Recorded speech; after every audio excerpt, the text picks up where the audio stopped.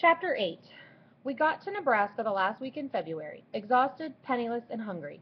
Joey tried to pick up a few coins by singing and accompanying his songs on the banjo, but icy winds made his fingers numb, and the problems of people in general made them hurry past him without paying much attention to the plea that promoted his singing.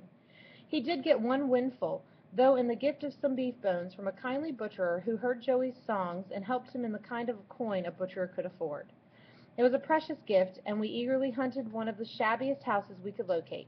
We tended to seek out people as shabby as we were, and we had the good fortune to meet an old man who agreed to boil the bones on his cook stove for a share of the soup.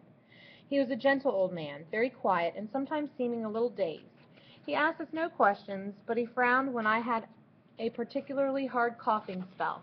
Later he picked up the broken shoes which I had taken off to dry in front of the fire, and he spent a long time fitting cardboard soles inside them. When we were leaving, he gave me a pair of heavy gray socks, and in the quivering voice of aged people warned me about keeping my feet dry. We asked directions many times, and every day we moved a little farther toward Omaha. I was burning with fever as we trudged on, but I didn't let Joey know about that, or about how much my lungs hurt. I suppose he just thought that I was mean when I snapped at him or ignored his questions. I should have told him how sick I was, but I didn't. We stopped one noon at a tar paper shack near the railroad tracks, and Joey asked the woman who came to the door if she could give us something to eat. I said nothing, but as I looked at her, it occurred to me that her face was burning with fever too. Her eyes were red and watery, and there were bright red fever spots on her cheeks. She was terribly thin and feeble-looking. I almost knew that we had chosen the wrong place to beg. The woman screamed at Joey as if he had committed some crime in asking for something to keep us alive. "What would you have me do?" she asked in a high, wild sort of voice. "Would you have me hand out food to every tramp when my own children have just one meal a day? Do you think I can stretch the little I have to feed tramp children and see my own starve tomorrow?" It was dreadful to watch her, to listen to her. The feverish brightness in her eyes made her look like a madwoman. Then, as we stood there, not knowing what to say or do, she began to sob in the awful hysterical way Florinda had sobbed on the night of the fire. I turned away, feeling some pity for her, but more anger. "Just a plain no would be plenty to get rid of us, lady," I muttered. "You needn't go into details." But Joey was different. He went up to her and spoke in a low voice. "It's all right," he told her. "We know how hard times are." She pulled her apron up and hid her face in it, but Joey and I could hear her sobs as we walked down the snowy street. The experience shook us.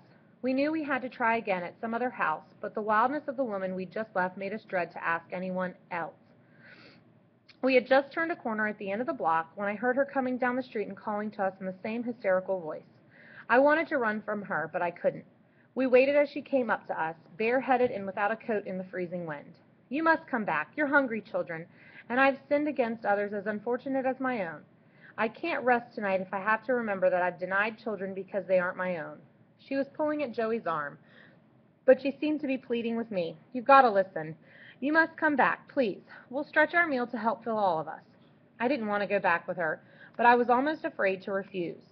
She looked so desperate, so determined that we free her from her feeling of guilt. And so we thanked her and walked soberly back to the shack where children were standing at the windows gazing out at their mother and the two strange boy tramps. Inside the kitchen, we sat at a bare table with 6 children lined up beside us. Quickly, the woman lifted the lid from a kettle of soup and poured more water inside. She had stopped crying, but she talked to herself in a strange way as she ladled the soup out into bowls. "We will eat," she kept repeating. "We will eat, all of us. My hungry children will eat, and another woman's hungry children, too. We will eat today, and maybe the Lord will provide for tomorrow." When we left the woman's house, we followed the railroad tracks to the outskirts of town. Near the tracks, we found a deserted shed and an empty oil drum in which we built a fire. I told Joey I thought we'd better rest for a day or two before going any further. Privately, I wondered if I would ever be able to get myself out on the highway again. The next day, I was too weak to get up, so Joey went out begging alone. He had real luck at one house. A woman gave him a whole loaf of bread, fresh and brown from the oven. I was drowsy with fever when he brought the loaf in to show me, but as I fell asleep, I felt a kind of satisfaction that the bread would provide us with food for the next few days. When I woke up, Joey was gone, and it was nearly dark when he returned. "You know the lady that gave us the soup, the one that cried so hard?" he asked. "Well, I took half of our bread to her. She was so happy she said to thank—" He stopped, frightened and amazed, I suppose, as I lurched toward him.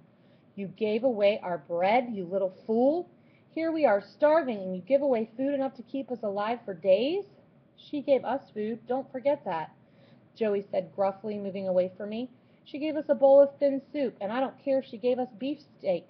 We need that bread. You march yourself right back and tell her we have to have it. I hardly knew what I was saying. There was just a burning anger inside me. No reason, no feeling of compassion or pity.